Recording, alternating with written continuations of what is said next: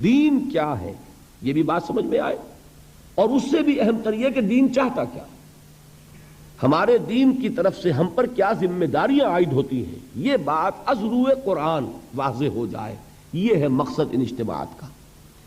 وہ جو منتخب نصاب میں نے مرتب کیا، جس کے لیے میں نے اتنا طویل پس منظر بیان کیا ہے، اس کا نقطہ آغاز ہے سورۃ العصر، جو میں نے ابھی تلاوت کی تھی، اور آج میں اسی کے حوالے سے کچھ باتیں آپ حضرات کے گوش گزار کر رہا ہوں کہ راہ نجات کا کیا تصور ہے از روئے قرآن۔ یہ سورہ مبارکہ جس کے بارے میں کہ مجھے یہ توقع ہے، ہو سکتا ہے کہ یہ میری خوش گمانی ہو، لیکن بہرحال مجھے یہ حسن ظن ہے کہ ہر مسلمان کو یہ صورت یاد ہوگی۔ میں پھر اس کی تلاوت کیے دیتا ہوں، گنتی کے چند الفاظ ہیں۔ اعوذ باللہ من الشیطان الرجیم، بسم اللہ الرحمن الرحیم، والعصر ان الانسان لفی خسر الا الذین آمنوا وعملوا الصالحات وتواصوا بالحق وتواصوا بالصبر، صدق اللہ العظیم۔ اس کا ایک سادہ سا ترجمہ پہلے میں کر دیتا ہوں، اس کو ہر شخص جو ہے وہ اپنے ذہن پر کندہ کر لے۔ والعصر زمانے کی قسم ہے، ان الانسان لفی خسر، تمام انسان خسارے میں ہیں، ٹوٹے میں ہیں، گھاٹے میں ہیں، نقصان میں ہیں، تباہی اور بربادی کے کا نوالا بننے والے ہیں۔ الا الذین آمنوا، سوائے ان کے جو ایمان لائے، وعملوا الصالحات، اور انہوں نے نیک عمل کیے، وتواصوا بالحق، اور انہوں نے حق کی ایک دوسرے کو وصیت اور تاکید کی، وتواصوا بالصبر، اور انہوں نے صبر کی ایک دوسرے کو تلقین کی۔ اب اس صورت کو اپنے ذہن میں رکھیے، مجھے کچھ تھوڑی سی ہچکچاہٹ یا رکاوٹ طبیعت میں محسوس ہو رہی ہے کہ اس سورہ مبارکہ کا میں نے بارہا درس دیا، ان کے متعدد کیسٹس موجود ہیں، خیال ہوتا ہے کہ ہو سکتا ہے آپ میں سے بہت سے حضرات نے وہ دروس سنے ہوں، ان کے لیے گویا کہ ایک تکرار ہو جائے گی۔ اس پر میری ایک تقریر بھی مطبوعہ ہے، ایک تحریر بھی چھپی ہوئی، تو بہت سے حضرات کے سامنے وہ چیزیں بھی شاید ہوں، لیکن میں یہ سمجھتا ہوں کہ قرآن مجید کا معاملہ چونکہ یہ ہے کہ اس کے لیے تکرار اور اعادہ، جیسا کہ میں نے کل حضور کے الفاظ میں آپ کو سنایا تھا کہ یہ وہ چیز نہیں ہے، لا یخلق عن کثرت الرد، یہ بار بار کے تکرار اور اعادے سے اس پر کوئی باسی پن طاری نہیں ہوتا۔ یہ وہ کتاب نہیں ہے کہ جس کو چند مرتبہ پڑھنے کے بعد انسان محسوس کرے اب کیا پڑھنا ہے، پڑھ لیا، سمجھ لیا۔ یہ کتاب تو وہ ہے کہ ہر بار پڑھو گے اس میں ایک نئی، ایک ندرت کا احساس ہوگا، اس کی رعنائی، اس کا حسن جو ہے ہر بار ایک نئی شان کے ساتھ تمہارے سامنے آئے۔ تو یہ حضور صلی اللہ علیہ وسلم کا فرمان ہے، تو یہی فرمان اس وقت مجھے ایک سہارا دے رہا ہے نفسیاتی اعتبار سے، کہ چاہے میں نے سورہ مبارکہ کو بارہا بیان کیا ہو، لیکن آج پھر کوشش کر رہا ہوں اللہ تعالیٰ سے توفیق طلب کرتے ہوئے کہ وہ مجھے صحیح اور دل نشین پیرائے میں اس سورہ مبارکہ کے مفاہیم اور اس کے معنی اور مراد کو آپ کے سامنے پیش کرنے کی توفیق عطا فرمائے، اور اللہ تعالیٰ آپ کے ذہن کے دروازے بھی اس کے لیے کھول دے اور دلوں کے دروازے بھی کھول دے۔ دیکھیے، چار چیزیں اس سورہ مبارکہ کے بارے میں ابتدائی ہیں، وہ گن کر یاد کر لیں۔ نمبر ایک، یہ قرآن حکیم کی مختصر ترین صورتوں میں سے ایک ہے، اس کی کل 3 آیات ہیں، اور 3 آیات سے کم پر کوئی صورت قرآن مجید میں مشتمل نہیں۔ اسی کے ساتھ ذہن میں یہ بات لے آئیے کہ جن رکعتوں میں نماز کی ہم سورہ فاتحہ کے ساتھ کچھ قرآن مجید اور پڑھتے ہیں، اس کا بھی نصاب 3 آیات کا ہے۔ بڑی آیت ہو، آیت الکرسی ہو، تو وہ ایک آیت بھی کفایت کر جائے گی، لیکن یہ کہ عام طور پر 3 آیات کی تلاوت جو ہے ہر رکعت کے اندر، جن رکعتوں میں کہ سورہ فاتحہ کے بعد قرآن مجید کا کچھ حصہ ملایا جاتا ہے، یہ نبی اکرم صلی اللہ علیہ وسلم کی ہدایت ہے۔ اور 3 آیات سے کم پر قرآن مجید کی کوئی صورت مشتمل نہیں، اور عجیب حسن اتفاق ہے، شاید کبھی آپ کا ذہن ادھر منتقل نہ ہوا ہو کہ 3 ہی صورتیں ہیں قرآن مجید کی جو 3 آیات پر مشتمل ہیں۔ سورۃ العصر، سورۃ الکوثر، انا اعطیناک الکوثر فصل لربک وانحر ان شانئک ھو الابتر، اور سورۃ النصر۔ یہ 3 صورتیں ہیں 3 آیات پر مشتمل۔ تو ظاہر ہو گیا کہ قرآن مجید کی مختصر ترین 3 صورتوں میں سے ایک صورت سورۃ العصر ہے۔ نمبر 2، یہ قرآن حکیم کی اولین صورتوں میں سے ہے۔ آپ کو معلوم ہے کہ قرآن مجید کی تنزیل مکمل ہوئی ہے 22 برس میں۔ 23 برس جس کو کہہ دیا جاتا ہے وہ اصل میں 23 برس قمری ہے، اور ہمارا ذہن چونکہ آج کل جو ہے وہ تو شمسی تقویم کا عادی ہے، ہم انگریزی مہینوں کو زیادہ جانتے ہیں بنسبت اسلامی مہینوں کے، اس کے حساب سے اگر آپ لگائیں گے تو 22 برس ہے۔ 610 عیسوی میں حضور پر پہلی وحی نازل ہوئی، اور 632 عیسوی میں حضور صلی اللہ علیہ وسلم کا وصال ہوا۔ تو یہ 22 برس میں قرآن نازل ہوا، تھوڑا تھوڑا تھوڑا تھوڑا۔ اور قرآن مجید کے نزول میں ایک ترتیب یہ بھی رہی ہے، شروع میں بہت تھوڑا تھوڑا حصہ نازل ہوا، اور اکثر صورتیں جو ہے آخری پارے کی جو سب سے چھوٹی صورتیں ہیں قرآن مجید کی، وہی ہے کہ جو سب سے پہلے نازل ہوئی۔ تو یہ چھوٹی چھوٹی صورتیں جو ہیں یہ وہ ہیں کہ جنہوں نے آ کر ایک ہلچل مچا دی تھی۔ کوئی حالی کے اشعار ہے کہ وہ بجلی کا کڑکا تھا یا صوت ہادی، عرب کی زمین جس نے ساری ہلا دی۔ وہ آیات یہی تھی، یہی چھوٹی چھوٹی صورتیں کہ جو آخری پارے میں ہیں، انہوں نے ایک ہلچل پیدا کر دی، جس سے کہ وہاں بات آئی عما یتساءلون عن النبأ العظیم الذی ھم فیہ مختلفون۔ یہ کس چیز کے بارے میں چہمے گوئیاں ہو رہی ہیں؟ اس بڑی خبر کے بارے میں جس کے بارے میں کہ ان کے مابین اختلاف ہو گیا۔ تو قرآن مجید میں پہلے جو صورتیں نازل ہوئی وہ چھوٹی ہیں حجم کے اعتبار سے، لیکن معانی اور مفاہیم کے اعتبار سے ہرگز مبالغہ نہیں ہے یہ کہنے میں کہ معانی کے دریا ہیں، بلکہ سمندر ہیں جن کو کوزے میں بند کر دیا گیا۔ اور اس کے بعد انہی مضامین کی تفصیل ہوئی۔ پھر جب طویل صورتیں نازل ہوئیں، خاص طور پر طویل مدنیات، انہی صورتوں کی شرح ہے وہ۔ چنانچہ سورہ ہود میں اللہ تعالیٰ نے خود قرآن مجید کا تعارف کرایا ہے، الف لام را کتاب احکمت آیاتہ ثم فصلت من لدن حکیم خبیر۔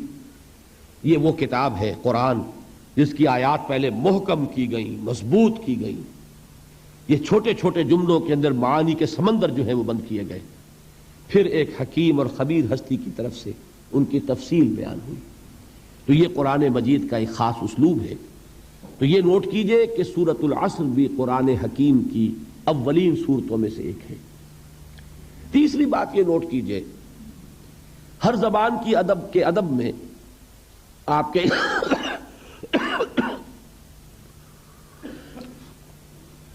آپ کے علم میں یہ بات ہوگی یقیناً کہ ایک اصطلاح ہے سہل ممتنع، نہایت آسان زبان لیکن مضامین بہت بلند۔ بھاری بھرکم اصطلاحات میں اونچی باتیں بیان کرنا آسان ہے، مضامین بلند ہو لیکن زبان سادہ ہو یہ مشکل ہے۔ اس کو کہتے سہل ممتنع۔ بظاہر تو بہت سہل نظر آئے، لیکن آپ ویسا کلام خود کہنا چاہیں تو دانتوں پسینہ آ جائے۔ آپ کو معلوم ہے کہ غالب کے اشعار میں ابن مریم ہوا کرے کوئی، میرے دکھ کی دوا کرے کوئی۔ اب کوئی لفظ مشکل نہیں، لیکن ذرا کوئی کہہ کے تو دکھائے یہ اشعار، سادہ بالکل سلیس زبان، لیکن یہ ہے کہ وہ اپنے ادبیت کے اعتبار سے ایک معراج ہے۔ تو قرآن حکیم ویسے تو پورا کا پورا ابتدا سے انتہا تک عربی زبان کی ادبیت کی معراج ہے۔ کل میں بیان کر چکا ہوں کہ اس کے اعجاز کا سب سے نمایاں پہلو اور سب سے اولین پہلو یہی تھا جس پر کہ اس نے چیلنج کیا ہے تحدی کے ساتھ کہ اگر تم مقابلہ کر سکتے ہو تو کرو، فاتو بسورۃ من مثلہ، لے آؤ ایک ہی صورت اس جیسی جس کا مقابلہ کوئی نہیں کر سکا۔ کوئی جھوٹ موٹ کو بھی میدان میں کھڑا نہیں ہو سکا کہ میں اس چیلنج کو قبول کرتا ہوں۔ تو قرآن مجید از ابتدا تا انتہا عربی ادب اس کا کلاسک ہے، یہ اس کا چوٹی کا، اس کی ایک معراج کا مقام رکھنے والا لیکن اس میں بعض مواقع ایسے ہوتے ہیں، جیسے میں نے سورۃ الرحمن کے بارے میں حضور کی حدیث کل سنائی، سورۃ الرحمن عروس القرآن، یہ قرآن کی دلہن ہے، اس میں صوتی آہنگ ہے، اس کا اپنا ایک میوزک ہے، اس کے اپنے اندر ایک غنا ہے، اس کے الفاظ کا ظاہری حسن ہے۔ اب یہ خصوصیت ہے سورہ رحمان کی۔ اسی طرح سہل ممتنع کے اعتبار سے قرآن مجید کی اہم ترین سورت سورۃ العصر ہے، اس میں کوئی لفظ مشکل نہیں، والعصر۔ دیکھیے عام اردو دان جو لوگ ہیں وہ بھی یہ الفاظ استعمال کرتے ہیں، ہم عصر الفاظ، ہم عصر اشخاص، کانٹمپریریز جو ایک زمانے میں رہتے ہو، ہم عصر حاضر، عصر رواں، سب بولتے ہیں الفاظ۔ عصر جدید، ان الانسان لفی خسر، انسان کا لفظ کون نہیں جانتا، خسر خسارہ یہ اردو کے اندر مستعمل ہے۔ ان الا الذین آمنوا، ایمان، عمل صالح، تواسی ذرا ایک تھوڑی سی بدلی ہوئی شکل ہے، لیکن اردو میں وہ لفظ بھی مستعمل ہے، وصیت، وصیت سے تواسی بنا، باب تفاعل ہے، بالحق وتواصوا بالصبر، کوئی لفظ بھی ثقیل نہیں، کوئی بھاری بھرکم اصطلاح نہیں۔ لیکن جیسا کہ میں آپ حضرات کے سامنے کوشش کروں گا کہ اس کے مفاہیم کو کسی درجے میں بیان کروں، اندازہ ہوگا کہ یہ جہاں تک علم اور حکمت کی معراج کا تعلق ہے، فلسفہ اور فلسفے کے چوٹی کے مسائل وہ اس صورت میں موجود ہیں، لیکن یہ کہ کوئی لفظ بھاری نہیں، کوئی ثقیل نہیں۔ چوتھی چیز جو اہم ترین ہے اس سورہ مبارکہ کے بارے میں، وہ یہ ہے کہ میرے نزدیک، یہ میں ایک بڑی بات کہہ رہا ہوں، کہنے کی جرات کر رہا ہوں، میرے نزدیک یہ قرآن مجید کی جامع ترین صورت ہے۔ میں نے اپنا ایکسپریشن بدل دیا، پہلے میں نے کہا تھا کہ یہ اولین صورتوں میں سے ایک ہے، مختصر ترین صورتوں میں سے ایک ہے۔ اب جو بات میں کہہ رہا ہوں یہ کہ جامع ترین صورت ہے قرآن حکیم۔ اس کی وجہ یہ ہے کہ قرآن ہے ہدی للناس، رہنمائی بن کر آیا ہے، ہدایت ہے۔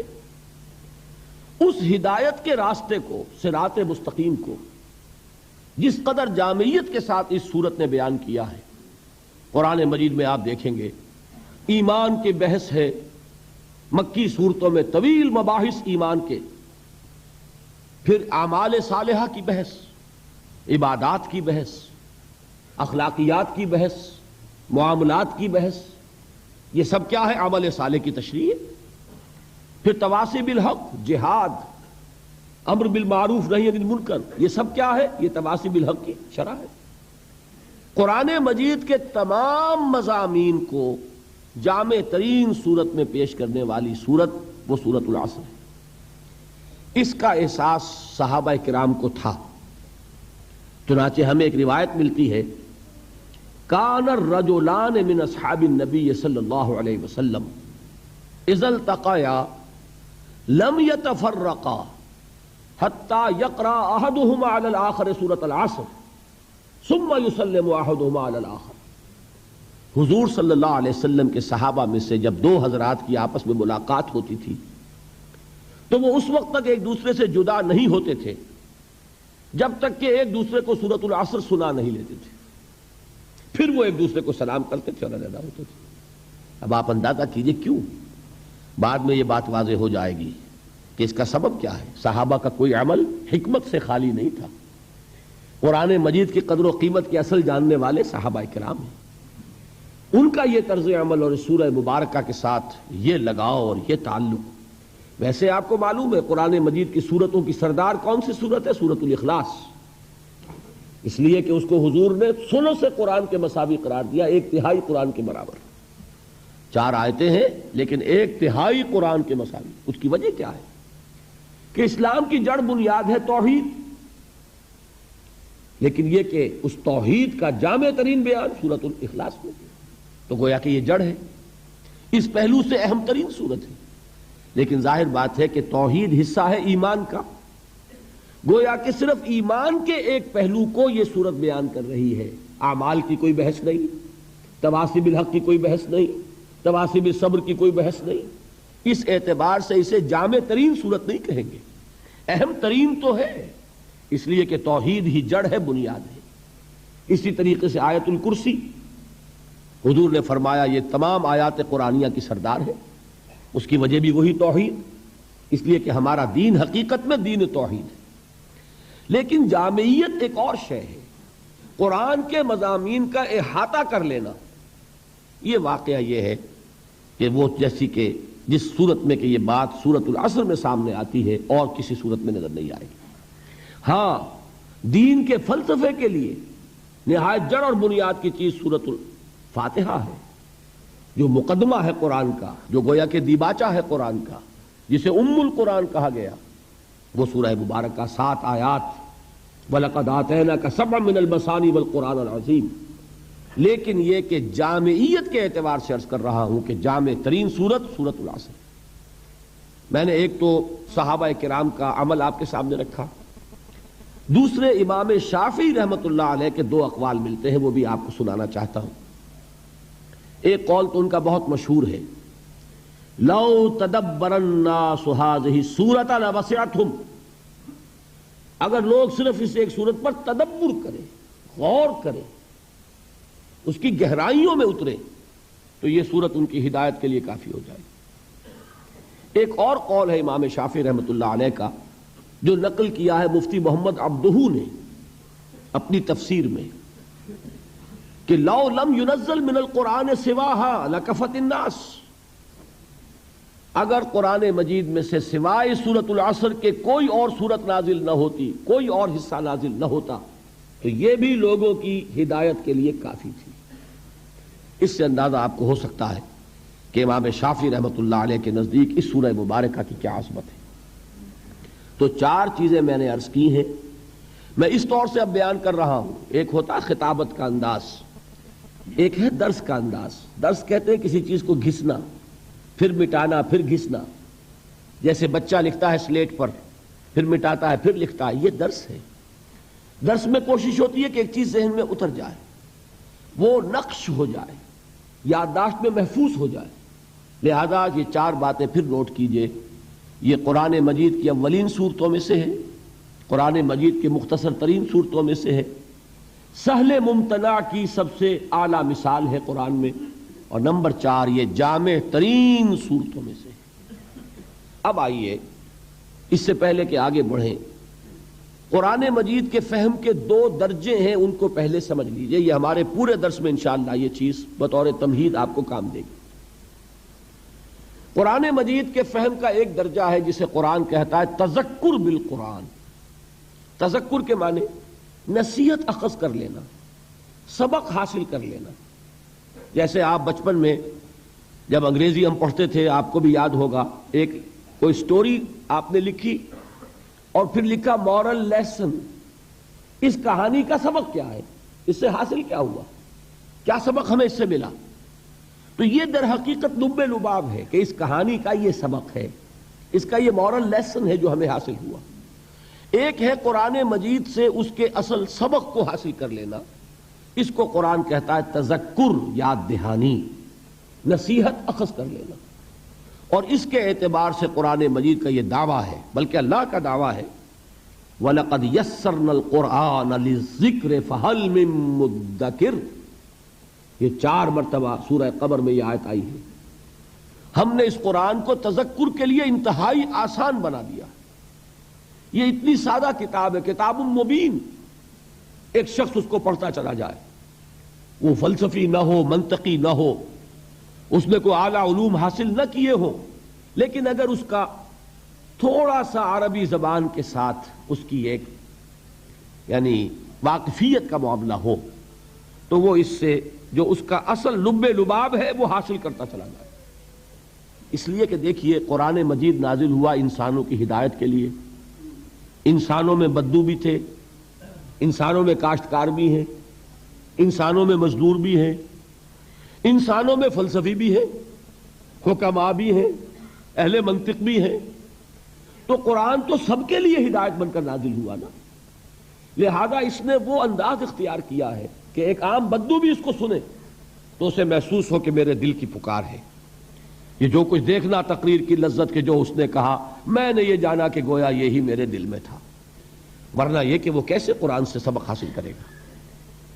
تو قرآن مجید کو آسان بنایا گیا تذکر کے لیے، لیکن ایک دوسرا درجہ ہے قرآن کا جس کا نام ہے تدبر۔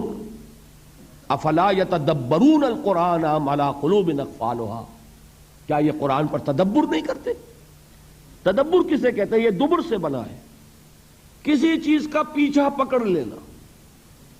انسان جو ہے اس میں غواصی کر رہا ہے، غوطے لگا رہا ہے، غور کر رہا ہے، جس کے لیے میں نے کل علامہ اقبال کا مصرع آپ کو سنایا تھا کہ قرآن میں ہو غوطہ-زن اے مرد مسلمان، جس کے لیے حضور نے فرمایا کہ لا تنقضی عجائبہ، یہ وہ کتاب ہے جس کے عجائبات کبھی ختم ہی نہیں ہوں گے۔ 20ویں صدی کا ایک فلسفی علامہ اقبال، وہ مشرق و مغرب کے اور قدیم اور جدید فلسفے کھنگالنے کے بعد پھر اسے تسکین حاصل ہوئی تو قرآن مجید کے دامن میں۔ تو گویا کہ قرآن مجید کا ایک ہے انداز تدبر کا، ایک ہے تذکر کا۔ تذکر کے لیے نہایت آسان اور تدبر کے اعتبار سے انتہائی مشکل کتاب، اس کی تہ تک پہنچنا انسان کے لیے ممکن نہیں۔ اللہ کا کلام ہے، اللہ کے کلام کی تہ تک کوئی پہنچ پائے گا؟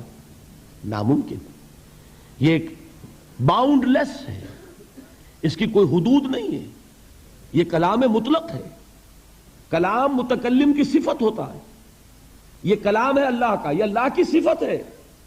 تو اللہ کی صفت جیسے اللہ کی ذات جو ہے وہ باؤنڈ لیس ہے، مطلق ہے، لا محدود، لا متناہی، اسی طرح یہ قرآن لا محدود، لا متناہی، اس کی تہ تک پہنچنا کسی کے لیے ممکن نہیں۔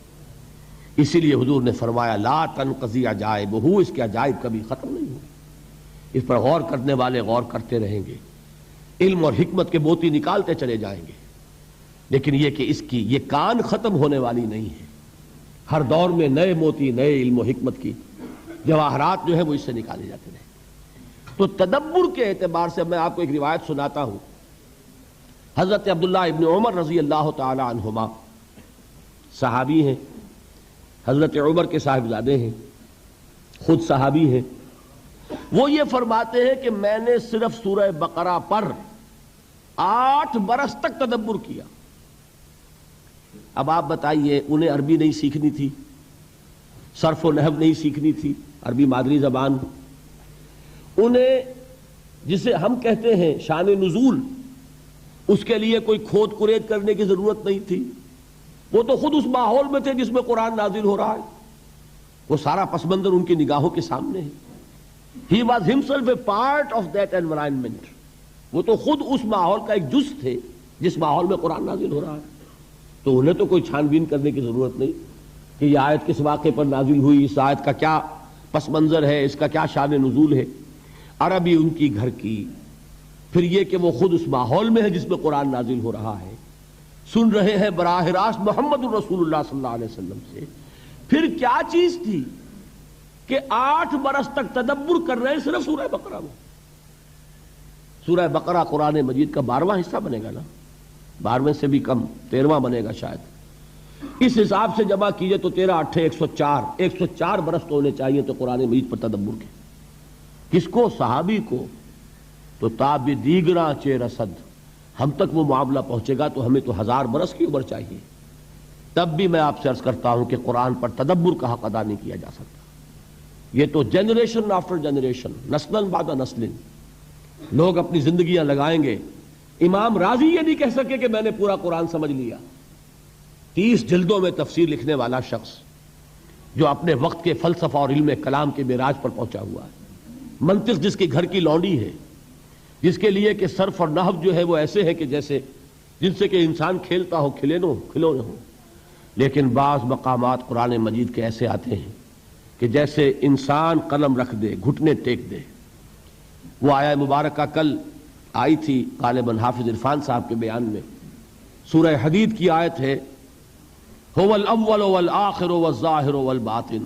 جب اس مقام پر آتے ہیں امام راضی تو کہتے ہیں علم ان هذا المقام مقام غامض مہیب عمیق، ہوشدار کے رہبر دم تیغست قدم را، یہ مقام بہت عمیق ہے، بہت گہرا ہے، بہت مشکل ہے، بہت مہیب ہے، پر ہیبت ہے، اس کی ترجمانی الفاظ میں کرنا ممکن نہیں۔ تو امام راضی کا حال یہ ہو، کشاف دعویٰ نہ کر سکے کہ اس نے قرآن مجید کے ہر لفظ کو بیان کر دیا ہے، تو میرے اور آپ کے یا اس 20ویں صدی کا کوئی بھی شخص، بڑے سے بڑا پڑھا لکھا شخص، وہ کیا دعویٰ کرے گا؟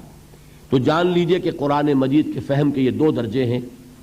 ایک درجہ تذکر، جس کے اعتبار سے یہ بہت آسان ہے۔ میں اس کی مثال دیا کرتا ہوں۔